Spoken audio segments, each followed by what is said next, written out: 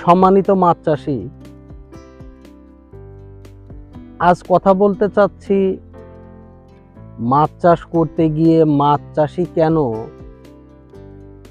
3 থেকে 5 বছরের মধ্যে মাছ চাষ বাদ দিয়ে অন্য পেশায় চলে যায়। তাহলে কি মাছ চাষে লাভ হয় না, নাকি সে আসলে মাছ চাষটা সুন্দর স্বাভাবিকভাবে নিয়মতান্ত্রিকভাবে করতে পারে না? আসলে মাছ চাষে লাভ হয়, লাভ না হলে আমরা এই মাছ চাষ দীর্ঘদিন থেকে করে আসছি। এই মাছ চাষ দিয়ে আমি আমার জীবনে বা আমাদের সাথে আরো যারা আমার মতো মাছ চাষ করেছে, নাম বললাম না, অনুমতি ছাড়া আসলে নাম বলা উচিত না, আমাদের যারা উস্তাদ আর কি, অনেকেই মাছ চাষ করে সংসার জীবন সবকিছু চালিয়ে আসছে, আমরাও চালিয়ে আসছি, সুন্দরভাবে চলছি। মাছ চাষ আরো উন্নতির দিকে আমরা নিতে সক্ষম হয়েছি। একটি পুকুর থেকে অনেকগুলো পুকুর এখন চাষ করছি, নিজস্ব পুকুর আছে, লিজ নেওয়া পুকুর আছে।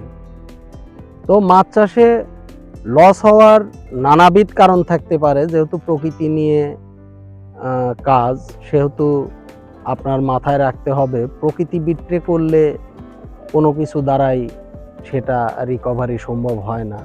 তবে ঠিক শুধুমাত্র প্রাকৃতিক উপায়ে মাছ চাষ এখন আর নেই। এখন শুধু প্রাকৃতিক উপায়ে মাছ চাষ করলে লাভই হয় না, সেহেতু জ্ঞান বিজ্ঞানের এই যুগে বিজ্ঞান ভিত্তিক চাষটাই আমরা বেশি গুরুত্ব দিয়েছি। তো সব জায়গায় বিজ্ঞানের ব্যবহার সম্ভব না, যেখানে কারেন্ট নেই, আরো অন্য সমস্যা আছে একদম বিলের মধ্যে।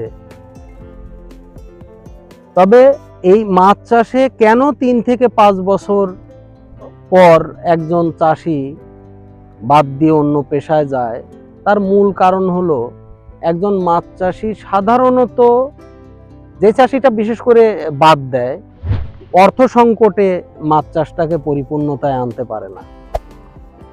মাছ চাষ করতে হলে যে পরিমাণ পুঁজির একজন চাষির প্রয়োজন, ঠিক সে পরিমাণ পুঁজি যদি না থাকে, তাহলে এই 2026 সালে এসে তার পক্ষে এই প্রতিযোগিতার মার্কেটে টিকে থাকা সম্ভব না।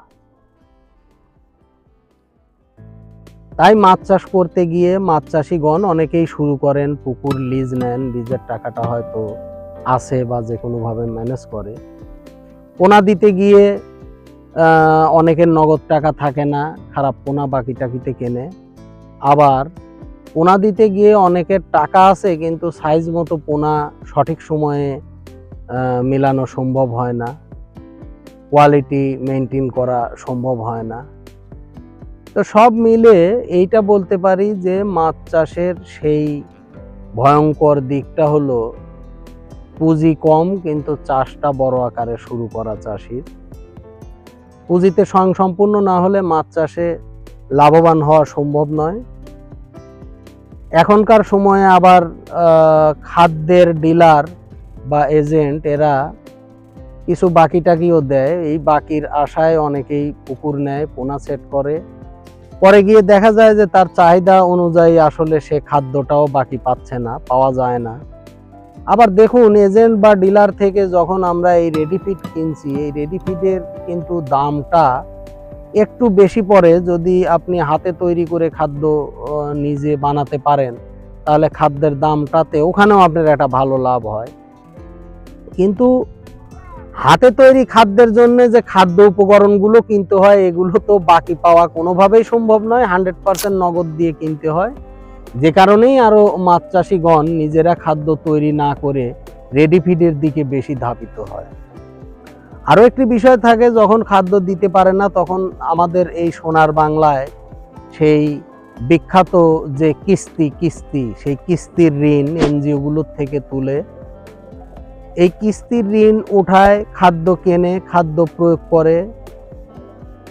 মাছও উৎপাদন হয়, কিন্তু উৎপাদন করতে গিয়ে যখন কিস্তি দেওয়ার প্রয়োজন হয়, তখন সে কি করে, তখন সে মাছ ধরতে বাধ্য হয়। হয়তো মাছটা রেডি হয়নি, এ অবস্থায় ধরে, কেউ কেউ আবার মাছের বাজার খারাপ তবুও ধরে, যেহেতু কিস্তি দিতেই হবে। কিস্তির ছাড় রাতে এসে বাড়ির উপর চেয়ার গেড়ে বসে পড়ে, যদি কিস্তি না দেওয়া যায় তাহলে তারা যায় না। তো মাছ চাষি ভাইরা মনে রাখতে হবে, পুঁজির ঘাটতি নিয়ে মাছ চাষ 2026 সালে কেউ করতে আসবেন না, করা যাবে না। আবার শুধু পুঁজি হলেই আপনি মাছ চাষে সফল হবেন এটাও নয়, কারণ প্রকৃতির সাথে লড়াই করতে হয়, যুদ্ধ করতে হয়, তারপরে আপনার মাছটা উৎপাদন হয়। বর্তমান সময়ে আমরা অভিজ্ঞ চাষি, তারপরেও আমাদেরও রেকর্ড আছে যে একটা পুকুরে হঠাৎই অ্যামোনিয়ার কারণে প্রায় আমাদের 150 থেকে 200 মন মাছ মারা গিয়েছিল। এখন দেখুন যে একজন নতুন চাষির পক্ষে 150-200 মন মাছ, যার দাম 20 থেকে 25 লক্ষ টাকা, এই পরিমাণ লস হবার পরে আর মাছ চাষে টিকে থাকা সম্ভব নয়। তো যেহেতু প্রকৃতি নিয়ে ব্যবসা, সেহেতু কোনো না কোনো ভাবে একটা পুকুরে অ্যাক্সিডেন্ট হতেই পারে, সেই দিকটাও খেয়াল রাখতে হবে।